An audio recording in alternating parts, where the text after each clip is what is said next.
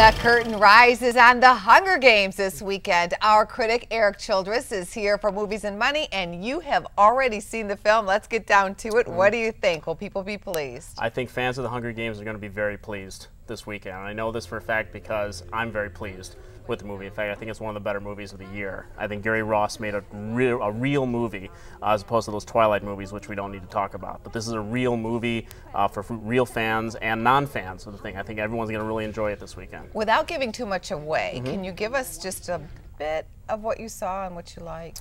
Well, I mean, like I said, it's a real movie that has this really interesting plot. It's it's kind of based on this film called Battle Royale. It's even though they don't want to talk about that, but it's a film that it's told very much through the eyes of the Katniss Everdeen character, played wonderfully by Jennifer Lawrence. And the movie is very much told through her eyes. A lot of POV shots, and it really draws you into this character. So it's not the most exciting movie in the world. It's very terrifying in very many ways, and I think the film works. Well, here's something very exciting. You came on the show a few days ago, and you mentioned that maybe people should buy Lionsgate stock because it's the filmmaker of The Hunger Games. Take a look at this chart, Erik. The stock is up around $3. Yeah, quit your day job. Just this week alone.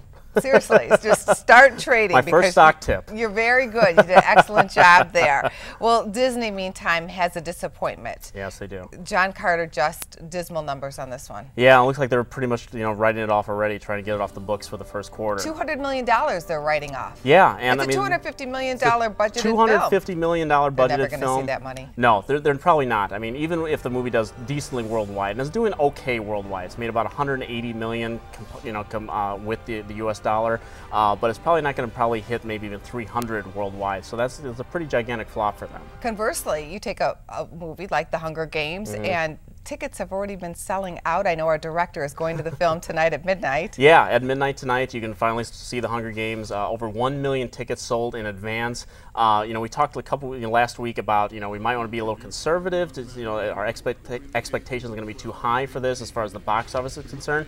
But we're talking about $125 million weekend. If it doesn't reach that, some people might say it's a disappointment, but that's a very real possibility this weekend. And nobody wants to go up against this movie this weekend. No. It's the only one opening up any major movie. Yeah. Let's take a look at last weekend's numbers at the box office. 21 Jump Street at $36 million. Yeah. Yeah, surprise! A big surprise. I thought the movie was probably hit, maybe up mid to upper 20s. But it's a very interesting trend we got going on. We've been talking all year about movies that have made 20 million or more on opening weekend. The numbers have been terrific in that respect. But now we have to start looking at movies that opened to 30 million or higher. And in 2010, in the first quarter, we had 8 movies that hit that mark. By the end of this quarter, we're going to have 8 as well, if The Hunger Games and Wrath of the Titans produce. If that's not an economic barometer, I don't know what is. Also, Dr. Seuss coming in at $22 million, John Carter at $13, Project X at $4, and Act of Valor at $3 million. Yeah. Great to have you on the show today. Thank you.